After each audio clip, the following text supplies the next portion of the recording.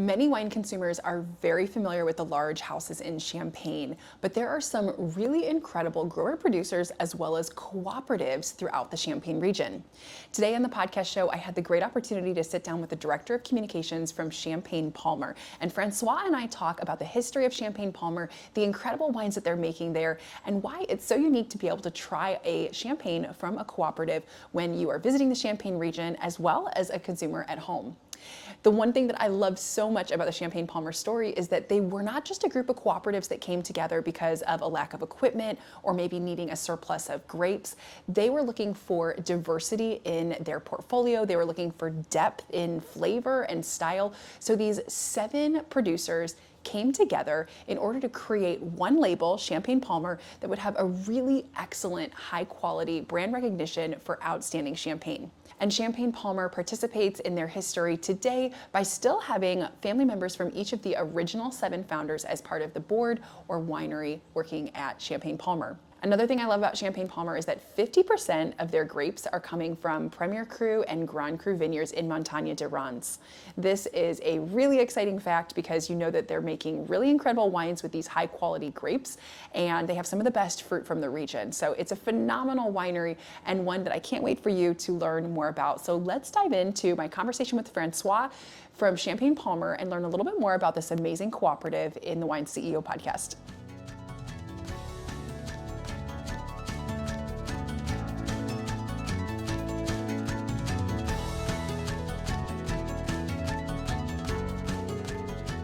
Well, welcome to the Wine CEO podcast show. This week, I'm so excited. I'm in Champagne and I'm with Francois, the communications director for Champagne Palmer, which is an amazing wine brand in the Champagne region. It's actually a cooperative, and we're going to learn a little bit more about that today. So Francois, welcome to the Wine CEO podcast show.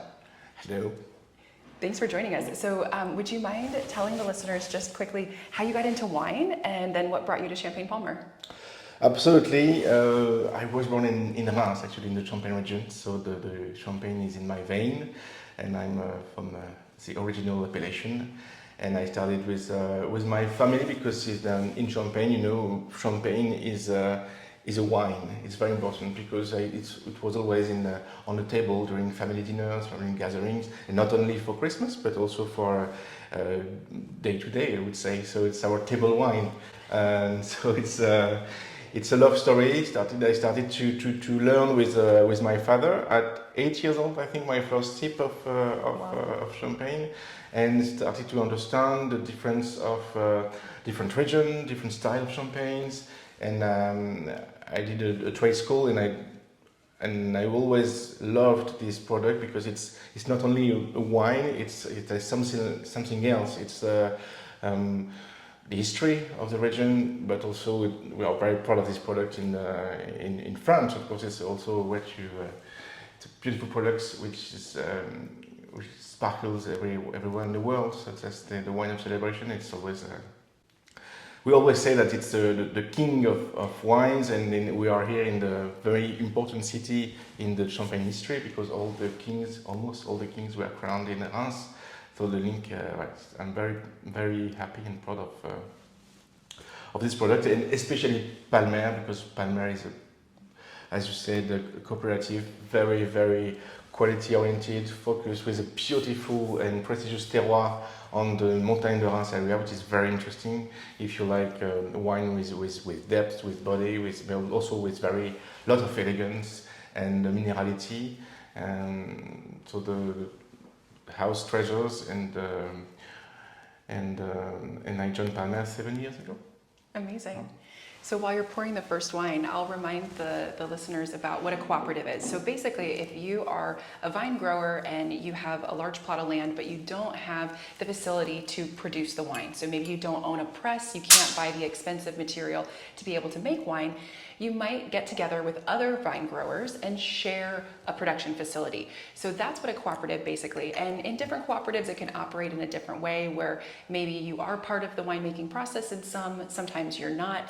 But it sounds like Champagne Palmer started as, it was 6 different growers that came together for the cooperative? 7, actually. 7, okay. But the story is a bit different because the idea of the founders of Palmer was to elaborate a blend.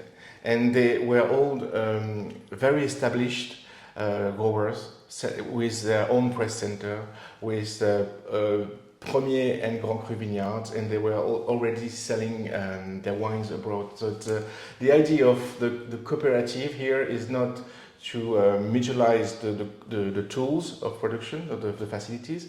It's more to be able to enlarge the capacity of taste with different grape origin and different vineyards, which is very unique in Very the way different. we very different, absolutely. And it's the same, and we are true to this DNA of the founders, because when they decided to welcome new members in the Palmer house, it was a 20 years investment contract. So you can imagine the commitment. 100% of your vineyards, and you have to be owner of a Premier or a Grand Cru, and also have your own press facility. So it's very, very selective cooperative. We are working with the best growers, and that's it. Our goal is to produce the best grape, the best possible grape, because with a good grape you can make a great wine. On the contrary, it's not possible with. The only thing is, with good grapes you can make bad wines, but that's a human problem. It's not the grapes, but it's very important, the quality of the grapes from the beginning, from the very beginning. It started in the vineyards all year long, and before the step of the winemaking process, which is very important. But Yeah, so now you have, excuse me, so now you have over 300 growers that are part of the cooperative, and each one has to have their own pressing facility? Not anymore. It's since the 1990s, and now I would say, we also have our own press centers located near Mailly in the Montagnes de Reims, near Trépaille in the Montagnes de Reims, and in Lérissé. So we have 3 press centers, because now we have more than 420 hectares to manage during the harvest, so it's always a very, very important moment for us. And we had decided to grow and to be able to welcome more growers and more grapes. Amazing. And so you're a private company now, and you make about how many bottles a year? We produce 1 million bottles, and it's still the existing president, the grandson of one of the 7 founders. So that's very important. We are very linked. All the families from the beginning are in the boardroom, and so that's very important. It's like, even if it's a cooperative, it's like a family-run house. So it's the spirit, and it's very human-oriented, which is important when you produce wine, I guess. Very cool. I love that. So tell us a bit about the wine portfolio, because you're getting grapes from all these different growers. Do you specifically focus on any particular grape varieties? What's your kind of house? Absolutely. We are very lucky, because our vineyards is planted at more than 50% of Chardonnay, which is not common in Champagne, because it allows us to produce an entry level, if I can say that, but if it's not the right word, but it's the Brut Reserve, or the entry of the range, with 50% Chardonnay. It's very unique in Champagne. Usually it will be around between 10 and 20%, and here at Palmer we use 50% of Chardonnay for this cuvée, which gives a lot of elegance and freshness. That's very important.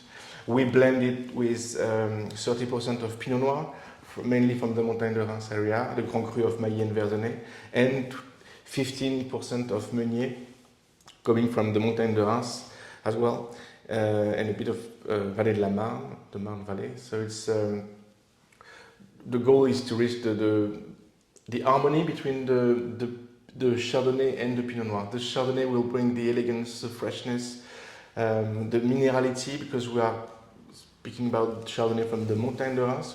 We'll see that later more in details with the Blanc de Blanc. But the soils are 100% chalk, which is very important. And on the east part of the Montagnes de Reims, the roots are going quite deep in the ground in Villers-Marmerie, and so it gives some salinity to the wine. It's very nice. We just want to have another glass. That's the main point with that. But wonderful. blend with Pinot Noir. Pinot Noir, wonderful Pinot Noir of Mailly and Verzenay Grand Cru. Red fruits, yellow fruits, it's very rich. A lot of flavors. And you have also the Time on the Lees, which is, I would say, the fourth grape varieties for us. Because it's only, the reason is very simple. We are located at the north face of the Montagne de Reims, which means that all the vineyards, almost, are looking north. And so the climate can be quite rude in winter here, and it gives a lot of concentration, but also a lot of acidity to the grapes, which is great as long as you can keep it in your cellar. Because always, and so to reach the harmony we are looking for in this blend, we need to keep this wine a minimum of 3 years in the cellar. It's usually more 4 years, but that's very important to reach the balance and we are looking for. And Chardonnay aging on lees for more than 3 years will start to bring some spicy notes, also hazelnuts, something very interesting, and a little bit of brioche, of pastry. So it's always great. And Chardonnay from the Montagne de Reims is known for the citrus approach. More than the white flowers you can find easily, it's more citrus oriented, which is great because it's a great wine for an aperitif, but you can keep it with your starter, with fish, with white meat. With it, it's very easy to pair and to keep it because you have the body. Yeah, it's very light, crisp, and refreshing. I mean, the citrus notes are very apparent, but you're right, you do get a slight nuttiness as well. I mean, I can see this being perfect in hot weather, in the summertime, but even, as you mentioned, paired with so many different food items, it's very approachable. Yeah, it's delicious. And you have 60% of the harvest. This one is the harvest 2017. And we add 40% of reserve wines, which are blended Brut de Réserve from the previous years. In this one from 2017, you have a proportion of Brut de Réserve from 2016, 2015, 2014, and 2013. So that's a Solera system made for the elaboration of this cuvée. It's unique in Champagne as well. And it allows us to maintain the consistency of the style throughout the years, so that's very important. In a non-vintage cuvée, we are always want to express the style of the house, not the climatic year. It's on the opposite. When you produce, you create a vintage, you want to highlight the climate year and the typicity of the year, of the vintage. And because of that, you wouldn't necessarily do a vintage every year. You would do it on special years when you have really great quality. Absolutely, the weather needs to be perfect. The growing season with no illness, and so it's not every year. We're quite lucky, to be honest. The global warming is an issue that we produce in the past years. Quite a lot of vintages, to be honest, compared to the last decade. Since 2002, we had some accidents, but more or less we are able to produce even a small quantity, but we can produce almost every year. Yeah. So you mentioned the Solera system, and do you feel like the Solera system is something that adds just consistency, or is it more so about developing flavor as well over a period of time? Because I know it does help, it gives consistency, but is that the main goal, or is the main goal more kind of that unique characteristic of the different ages blending together?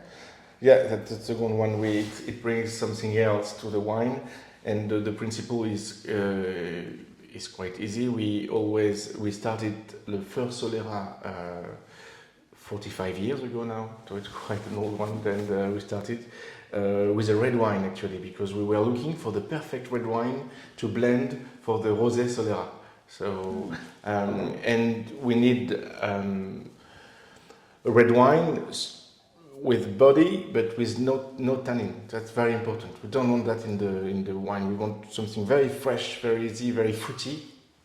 And so we tried with different Pinot Noir from different regions, and well, it was no success. And we started to blend Pinot Noir from l'Hérissé, a year and another, and we started to test and said, that's quite interesting actually, because the young wine of the year will be educated by the old wine, and the old wine will bring the young wine will bring freshness to the old one. So the balance is very interesting, and we decided to keep this wine between 8 and 10 months in small oak barrels. The other is more to stabilize the color and also to reach the spicy notes. We're not looking of the wood because it's old barrel. They are on average 12 years old. Oh, wow. So because we don't want new wood, we was for the old wood, and they were used in Burgundy to elaborate white wine for the first part of their life, second part for champagne, and then might finish their life in for the spirits or for the rums, which is actually a very good life. That's not a bad life. I love it. So while you're opening that, I'll explain the Solera system a little bit. So basically in a Solera system, you would have a large barrel, and it's typical to sherry, but obviously used here as well. And you have wine in the barrel, and you always want to keep the barrel full so that there isn't too much oxygen exposure. And so you would take some of the wine out to bottle in a particular year, and then you would top it off with more juice from this year. So as Francois mentioned, that means that over many, many years, you would have multiple blends of multiple years in this one barrel. So obviously, as mentioned, that adds consistency as well as some of that complexity as well. And so this rosé is from the Solera. So this is this Rosé de Saignée, or is this just a... It's a Rosé d'assemblage. It's okay, a blend. assemblage. We are the only region in the world to be able to blend red wine with white wine, with champagne. Right. And so we add about 8% of this Solera in the blend. Okay. So the blend is more or less the same as the previous wine. So dominated by Chardonnay, which is not common for rosé as well. And the touch is more than a touch, because you can see the color is quite pale. It's pale pink, pale gold. And but if you at the nose, you can see immediately that the red fruits are quite strong. But and you have something very unique with this vinification process, is that you have on the first nose and the first sip, you have the candy, the red fruits, the wild strawberries and everything. It's very lively, very, very fruity. And the second, in the mouth, it's more deep with something with soft spiciness, a little bit of vanilla, of cinnamon, coming from the Solera, raised in oak barrels. There's a beautiful floral aroma coming from the wine as well. I mean, you get these beautiful, like, fresh white flowers and roses that come off the aroma. It's an amazing nose. Roses, absolutely. Yeah, it's beautiful.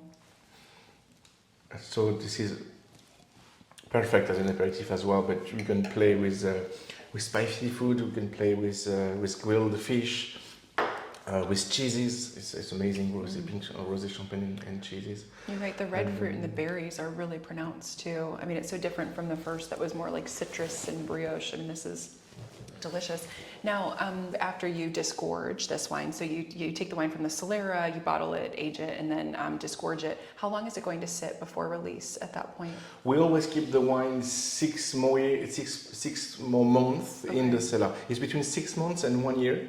It's quite important because the bottle were sleeping in the darkness of our cellars for several years, and the disgorgement is brutal for the wine. So it needs, even if we don't add a lot of sugar, in Palmer it's around between 6 and 7 grams per liter, so it's always at the beginning of the brut range. But still, it needs to be integrated, incorporated to the wine, so at least to a few more months to get the harmony we're looking for. That's important. It's amazing, delicious. Do you know how many cooperatives are in the Champagne region? Actually, there are more than 100, but a few of them are their own brand. I think there are 32 cooperatives which are selling their brand. Okay. And the the biggest one is the biggest one. Yeah. But, we are many, but many cooperatives are located in almost all the villages in Champagne, and they are not necessarily produce and sell their own wine. They can produce the wine for their growers and sociétaires. Delicious. So when you're looking at the portfolio of your wines compared to some of the other houses, would you say that the main differentiating factor is the Solera process that you have? Is it the fact that you age longer than is required by the appellation? What would you say is kind of a signature to your style? Definitely the terroir, the grand terroir of the Montagne de Reims. That's very important. The majority of Chardonnay is very important in the photography.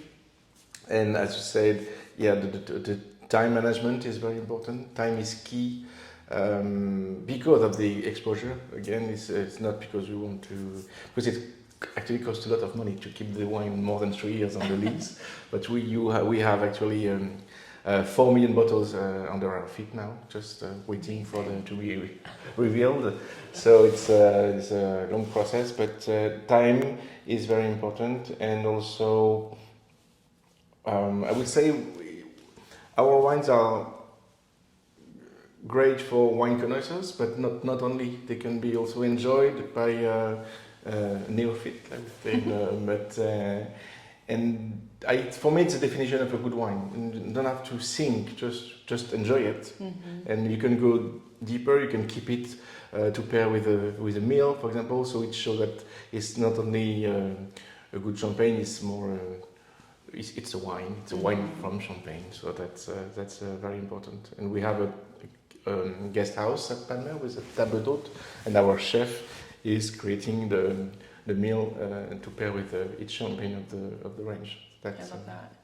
I love the commitment of the Champagne Palmer to the expression of the terroir, because I think that's maybe a complaint that some folks have against the bigger houses, that sometimes you can't taste the terroir in the wine because the juice is coming from all over the Champagne region. I love that you can taste the Montagne de Reims terroir truly in the wines. I mean, that's something that is not as common when you have such a large spread of vineyards. Absolutely, it's very important, and also, of course, we all the vineyards and the plots are vinified in separate tanks. Of course, grape varieties, but even from a single village, from Mailly, for example, our Grand Cru, we always vinify Pinot Noir from the north of the plot, or in the south. We always try to do the most precise vinification as possible, and then we can play during the blend. Maybe we can say a word about the blending process, which is very important, because it usually starts at Palmer in January, so a few months after the harvest. We always start later than the others because we think that the wine is still evolving in the vats during winter. So we always start the blend in January with a team of 5 enologists. We have a cellar master and 4 enologists, and they are testing every day. Every day, the entire winery. We have 3 wineries actually, and so they have to test every single tank. And we know the recipe, but it will always change from a vintage to another. And so it means that they are testing maybe more than 200 vats. Wow. And they have to reduce. And then non-vintage, it's a blend. That's why I said it was a difficult wine to make, because it's a blend of almost 50 different crus, 3 grape varieties, and a percentage of reserve wines from the past. Wow. So it takes approximately 6 months to reach the blend, and also to evaluate and to forecast the evolution of the wines. Because I did the exercise with the cellar master, and I did my own recipe on my own, and he said, your wine is balanced right now, so well done. but in 5 years it will be awful. Oh wow. Ah, thank you. But that's why there are 5 enologists. It's working like a Solera system for the team as well, because we use the knowledge and the experience of the elders. I think Lilian has 40 years experience in the house, so it's perfect memory of all the vintages since 40 years. And now we have also younger enologists, and they try to perpetuate the evolution like this, and it's very difficult. But a vintage is almost easy to make, if we can say that, because we only select specific plots, specific vineyards. In the Blanc de Blanc, for example, there are 2 villages only, so we can play more in details and see even in the vineyards if it's at the top of the hill or the bottom, or the soil can be changed with it will be chalk, but at the top you can have clay, you can have sand, you can have so it's always we can play with that. And that's very important to be able to feel into, as you said, the terroir. Mm-hmm. That's very important for us. When we went on the tour of the cellars, there was a really cool area that had a ton of wines from like 50, 60, 70 years ago. And so I'm sure the history that Champagne Palmer's had saving some of those bottles has helped the current enologists to kind of see how the wines develop over a period of time. Absolutely. We have a huge collection of vintages from 47 and onwards. It's about almost 60 vintages. And we are very lucky because our former president and the team of enologists, they kept everything. And as you said, it's very great. The first role and goal of this collection is for the enologists to be able to go back in the past and see the evolution. And I have a good example. It was in 2018. It was my second harvest at Palmer. One of our growers saying, it reminds me 59. I said, sorry, wasn't born. And we went in a cellar with Xavier, our cellar master, and we opened a 59 in the cellars. And it was a very good to understand the evolution of the wine and to try to take the good decisions to elaborate the blend of the 2018. Wow. So, of course, we are selling few of them every year on allocation, but it's treasure. It's more more for the enology and the souvenir. And it's incredible how a champagne, if it's stored in good condition, you can keep it 10, 20, 30, 40 years. It's because it's not corked. The bottles are kept neck down, so the sediment, the dead yeast, is still in the bottle. So there is no or a tiny exchange with oxygen, but very, very tiny. So it's okay. We can keep it 10, 20, 30 years, and then we disgorge it and we put a cork. And once the cork is on the bottle, you can keep it 10 years, probably maximum. Otherwise, it can be dangerous. Amazing. Okay, so this is the Blanc de Blanc, and you said that the grapes only come from 2 vineyards within the plot. 2 vineyards in the Montagne de Reims. Actually, there is 3, but 85% of Chardonnay coming from Villers-Marmerie and Trepaille. Very citrus-oriented, a lot of minerality, very elegant, very fresh. And we add 15% of Chardonnay from the Coteaux du Cézanne. Very important because it's more ripe, I would say, and it gives exotic fruits approach, so that at the end you have something like a fried pineapple, mango, something quite sweet like this, and it's going very well with the citrus of the first nose. So it's very unique in the recipe. That's why nowadays Palmer is known for the Blanc de Blanc, which is from the base wine 2017, which wasn't a very difficult harvest, but with a very small quantity picked. But the concentration, the result is that it's very, very, very, very fresh, very elegant. It's delicious. You can definitely pick out the tropical fruits. You mentioned the pineapple. So Francois, while you're opening this, which I'll have you tell us about the wine in just a moment, but tell us about the sustainability measures, because I know that's something that's very important here at Champagne-Palmer.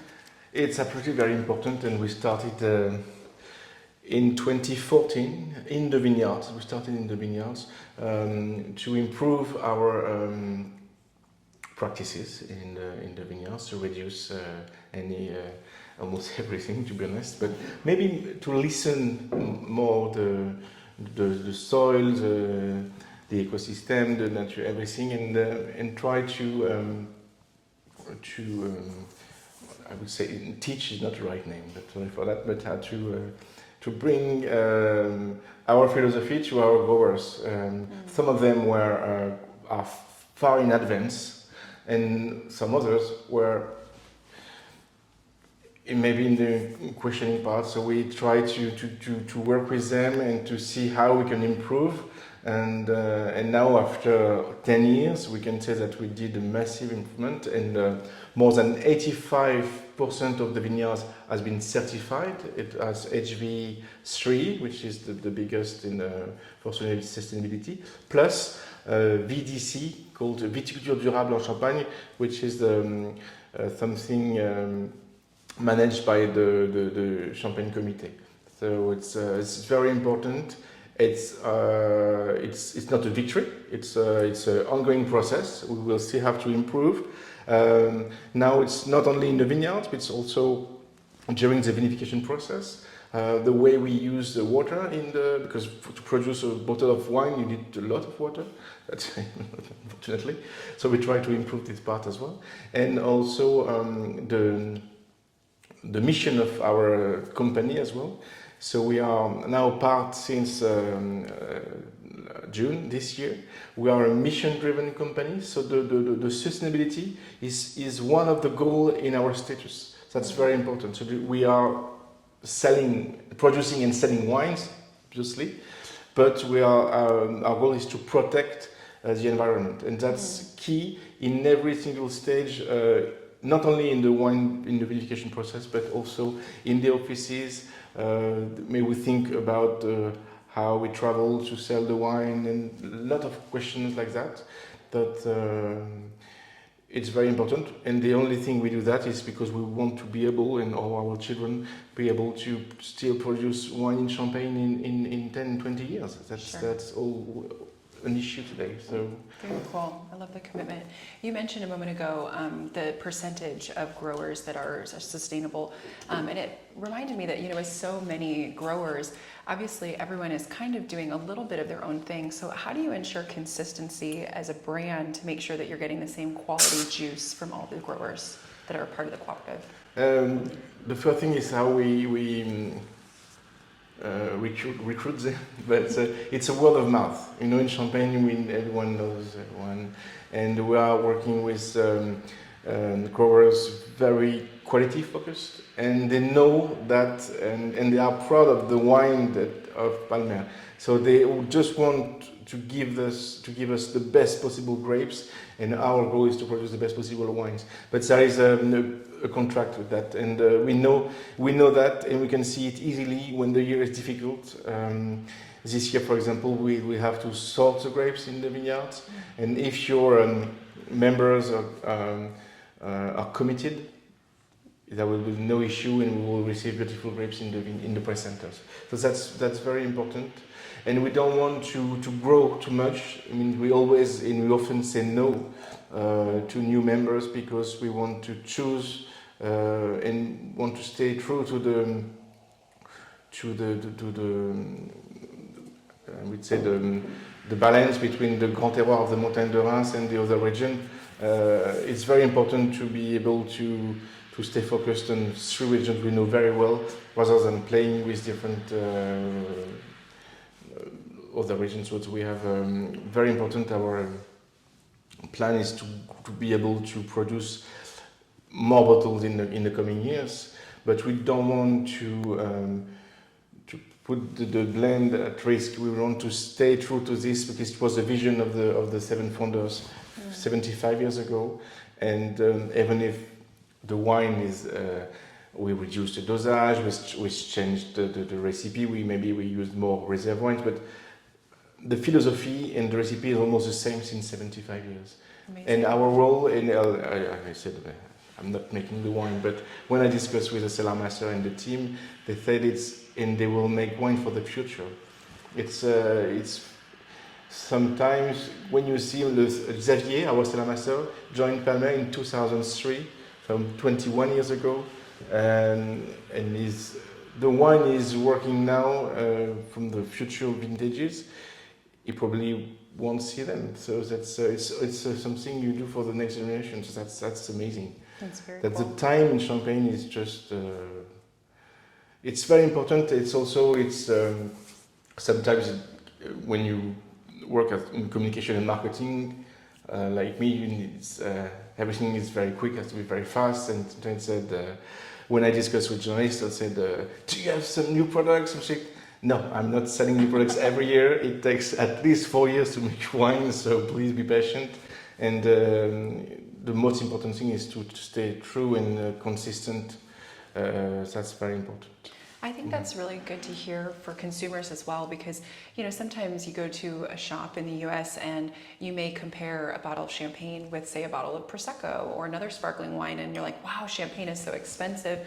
I don't know if I can go for that, or what am I paying for? The consumer might be confused, and it's good to remember that that's why you're paying for the time and effort. You're paying for, obviously, the storage of all the wine for many years before they're being sold. And obviously there's a lot that goes into the process. The grapes have to be hand-picked and so much more.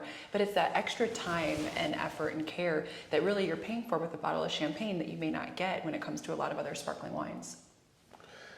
And you need to do the test. And I'm not saying that Prosecco is a bad wine. I'm just, it's not the same philosophy, something Sure. that made totally different, very different absolutely styles. And champagne can be a great journey, because you can go and try to understand and to discover the different varieties and the regions. It's quite complicated. Even as I said, I'm 42 almost. I had several tasting years in my professional life and personal life. Mm-hmm. And it's the thing with wine, that one life is not enough to understand and I'm always happy to test sparkling wine from all over the world, and I'm very happy to see that the level is also going, they all improved in the past years, so it's great. Because we are very good at Champagne to say that we produce the best wine in the world, but we need to prove it and to continue to show it. We need to be better in the wine management, in everything, for the environment as well, and in the wine as well. So, lots of work to do. And there's variety within champagne. I love that you mentioned that too, because I have had some people say, oh, I don't really like champagne.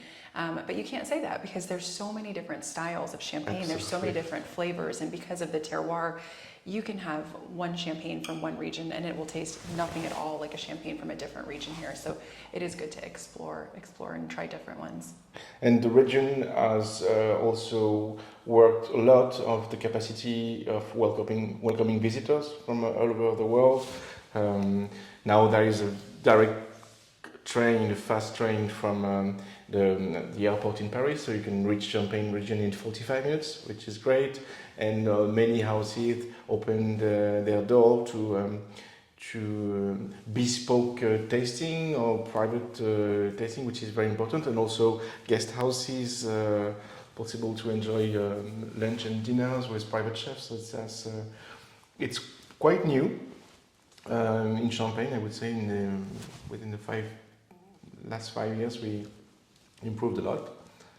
Stopped for 2 years, obviously, sure. Like everywhere else in the like world. Everywhere in the world. And we see now that the visitors are coming back, even from Japan. It's now reopened, and it's great to see the potential of this region as a destination from wine tourism. Definitely. Yeah, thank you for mentioning the wine tourism, because I was going to ask, what is it like if viewers wanted to come to Champagne and visit Champagne Palmer? Do they have to book a reservation? What's the process like? Yes, you can book, make an appointment to do a private tasting with one of the team. We will try to go through several wines with a topic. In general, it's more. We will concentrate on one single region to see the different styles as well. And but on demand, we are not open to visitors, to general public. But sure. We don't say no to wine lovers or someone very passionate about wine, to be honest. But fabulous. And it's always, and my advice is also when you are in Champagne to visit not only one house, just to see maybe a few growers, one big name, to see the power of the biggest brand in the region. It's always interesting, and maybe middle-sized, quality-oriented houses like Palmer. With very wine-oriented. So that's many things to do, and also the history of the city is rich, and restaurants, because we have many fine dining in the region, from the 3 Michelin star to a small bistronomy cafe. We have a good region. Yes, there's a lot to see here. So tell us a bit about this wine, because the first thing you mentioned just a moment ago, so the glasses is different. So you shared that for this vintage champagne, really you need a special glass to be able to enjoy the full aroma. So tell us about this wine. This wine is actually a tribute to the 7 founders of Palmer, because it's a blend of the 7 crus of the 7 founders. So that's very important. Called Grand Terroir, because the first name of the company was Société des producteurs des grands terroirs de la Champagne. That was the legal name. Champagne Palmer is the brand. So the Grand Terroir is important for us. It's a blend of 50% Chardonnay, coming from Trépaille in Villers-Marmerie, again, Montagne de Reims, and 12% of Meunier from the Montagne de Reims, and the rest of Pinot Noir from the Grand Cru of Mailly and Versonnet, and a bit of Premier Cru of Lucchini and Rilly-la-Montagne. So it's the perfect expression of the Montagne de Reims area in a particular year. So 2015 was a very hot year. We had, and it's quite common, to be honest, since the last decade, but the last one was 2003, and this one was very interesting as well. Very rich, with compoted fruits, with flowers, and that's why we chose a larger glass to be able to let the aromas breathe and express in the glass. Absolutely incredible. I mean, sorry, go ahead. Yeah.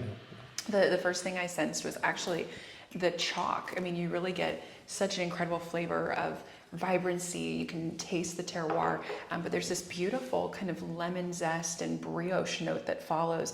But you can tell it's definitely a very well-balanced and refreshing champagne. I mean, you get the fruit, though, from the warm year, just absolutely delicious. Thank you. Very good. Wonderful. And so this is we express the style of the house, but it's a balance between the expression of the year, of the vintage, and the expression of the winemaking team. Mm-hmm. So it's always a different and a new exercise every year. We'll see. We know that we have in the cellars 18, 19, 20. It's going to be an amazing trilogy. That's for sure, and 21 was difficult, and again we had 22, 23. Finger crossed, but no, it's great to see the potential.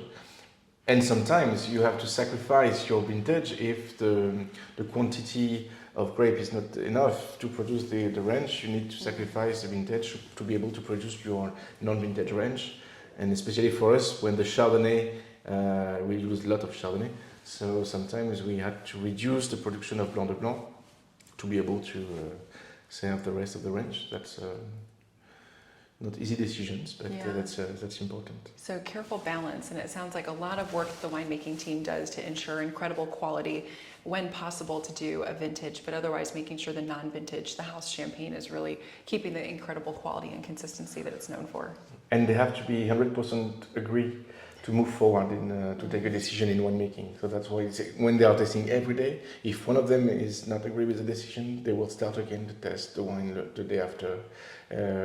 It's like in sport, you can be good there all the time. So when you test wines, sometimes you are not in the mood of testing wines, or the weather can play, but otherwise it takes the time again.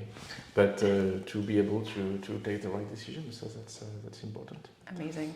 Well, Francois, incredible wines and a beautiful portfolio. Thank you so much for sharing so much about Champagne Palmer today, telling us more about your incredible winery here. And thank you for your time. So, santé. Santé. Thank you very much. All right, friends, I hope you enjoyed my conversation with Francois from Champagne Palmer and learned a little bit more about cooperatives in the Champagne region. If you loved today's episode, don't forget to like and share this with a friend. And if you haven't yet subscribed to the Wine CEO podcast channel, please do so now. I hope you drink something new and delicious this week, and I will catch you all in the next episode of the Wine CEO podcast.